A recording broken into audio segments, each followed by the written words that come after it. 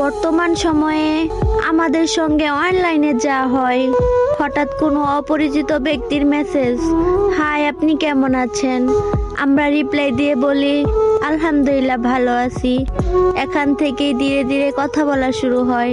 উঠতে বসতে খেতে ঘুমাতে সারাদিনের এত খোঁজ খবর নেই যে আমরা তার কণ্ঠে কথাতে অথবা আমাদের এত খোঁজ খবর নেওয়া দেখে একসময় মায়ায় পড়ে নিজের অজান্তে ভালোবেসে ফেলি।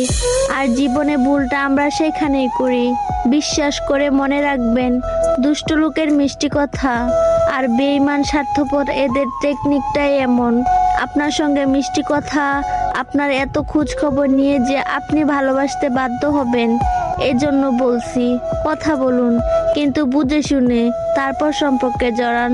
কারণ আপনি ছাড়াও এমন মানুষদের অনেক প্রিয় মানুষ থাকে।